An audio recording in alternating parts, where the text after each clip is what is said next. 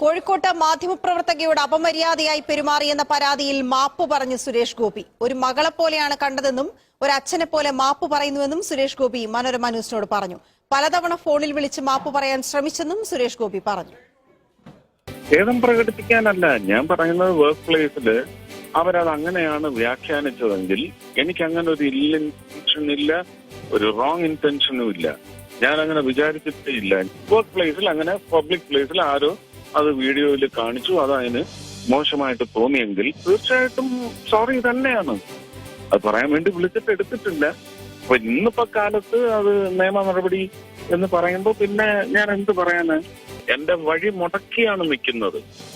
ഒരു പ്രാവശ്യം ഞാൻ ആദ്യം കൈവച്ചത് സൈഡിലാണ് പിടിച്ചിട്ട് ഇങ്ങനെ സൈഡിലോട്ട് മാറ്റി പോകാൻ തുടങ്ങുകയാണ്. എനിക്കതിന് പറ്റുന്നില്ല. വീണ്ടും ചോദ്യം വരുന്നു. വീണ്ടും ഞാൻ 2 പ്രാവശ്യം ഓക്കെ താങ്ക് യു എന്ന് പറഞ്ഞ് നീങ്ങിയതാണ്. താങ്കൾ അവിടെ പെരുമാറിയത് അവിടെ കാഴ്ചക്കാർക്ക് അല്ലെങ്കിൽ കാണുന്നവർക്ക്, ബി ജെ പിക്കാരുടെ കാര്യം എനിക്കറിയില്ല, മറ്റുള്ളവർക്ക് അത് തോന്നലുണ്ടാക്കിയത് അനുചിതമായ ഒരു പെരുമാറ്റം എന്നുള്ളതാണ്. അത് നേരിട്ട് ആ പെൺകുട്ടിക്ക് അല്ലെങ്കിൽ ആ യുവതിക്ക്, ആ മാധ്യമ പ്രവർത്തകയ്ക്ക് അനുചിതമായി തോന്നി. അപ്പോൾ മാപ്പ് പറയുന്നതല്ലേ ശരി? മാപ്പ് പറയാം. ഞാൻ ഒരു അച്ഛനായിട്ട് മാപ്പ് പറയും. ഞാൻ ഒരു അച്ഛൻ എന്ന നിലയ്ക്ക് തന്നെ മാപ്പ് പറയും. ഓക്കെ, ഈ മകൾക്ക് അത് ഇഷ്ടപ്പെട്ടില്ല, അവർക്ക് അതിനകത്ത് ബുദ്ധിമുട്ടുണ്ടായി, സോറി പറഞ്ഞിരിക്കും. അതിനകത്തൊന്നും ഒരു കുഴപ്പമില്ല. ഞാൻ പറഞ്ഞല്ലോ, എനിക്ക് അങ്ങനെയുള്ള പ്രായത്തിലെ പെൺകുട്ടികളെല്ലാം എന്റെ മകളുമായിട്ട് മാത്രമേ ഞാൻ കണക്ട് ചെയ്തിട്ടുള്ളൂ. 3 പെൺകുട്ടികളുള്ള ആളാണ് ഞാൻ.